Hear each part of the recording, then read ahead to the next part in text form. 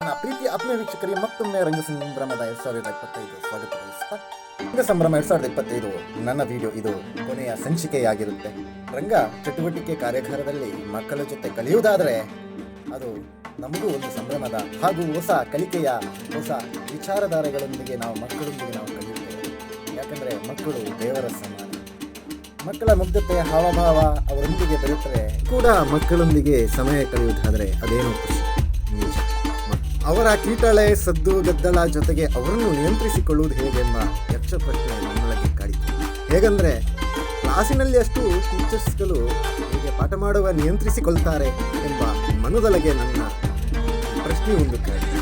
ಅದಕ್ಕೆ ಉತ್ತರಂತೆ ನಾನು ಕೂಡ ಮಕ್ಕಳನ್ನು ಹೇಗೆ ನಿಭಾಯಿಸುವುದು ಹಾಗೂ ಪಾಠದ ಕ್ಷಣದಲ್ಲಿ ಅವರನ್ನು ಏಕಾಗ್ರತೆಗೊಳಿಸುವುದು ಹೇಗೆ ಈ ರಂಗ ತರಬೇತಿಯಲ್ಲಿ ಸ್ವಲ್ಪ ಪಾಠಗಳನ್ನು ನಾನು ಸಹ ಕಲಿತೆ.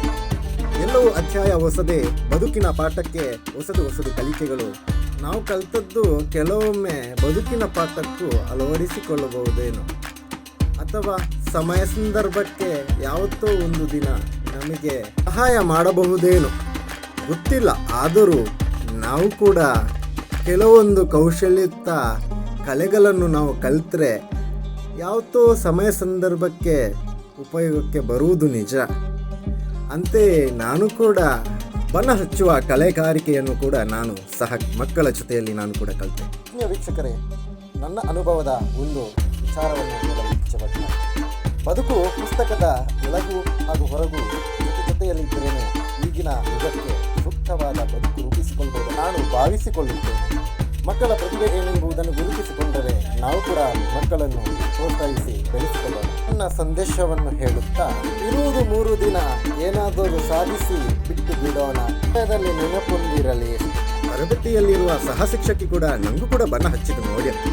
ಹೇಗಿದೆ ನನ್ನ ವೇಷ? ಕಮೆಂಟ್ ಮೂಲಕ ತಿಳಿಸಿ ಆಯಿತಾ. JCI ಕಡೆಯ ಅಂತಿಮ ಚುಕ್ಕಿಗೆ JC ಅಧ್ಯಕ್ಷರು ಸಹ ಸದಸ್ಯರು ಹಾಗೂ ಅತಿಥಿಗಳು ಕೂಡ ಭಾಗವಹಿಸಿ ಅತ್ಯಂತ ಯಶಸ್ವಿಪೂರ್ಣವಾಗಿ ಕಾರ್ಯಕ್ರಮವನ್ನು ಅಂತಿಮ ಘಟ್ಟಕ್ಕೆ ಕವಿ ನೆನಪಿನ ಅಂಕಿತವನ್ನು ನೆನಪಿಟ್ಟುಕೊಳ್ಳುವಂತೆ ಈ ಕಾರ್ಯಕ್ರಮ ಸಂಪನ್ನಗೊಂಡಿತು. ನೀವು ವೀಕ್ಷಕರೇ, ಸಹಾಯ ಮಾಡುವುದಿಷ್ಟೇ. ಲೈಕ್ ಅಂಡ್ ಶೇರ್ ಹಾಗೂ ಸಬ್ಸ್ಕ್ರೈಬ್ ಮಾಡಿ ಸಪೋರ್ಟ್ ಕೊಡಿ. ಧನ್ಯವಾದಗಳು.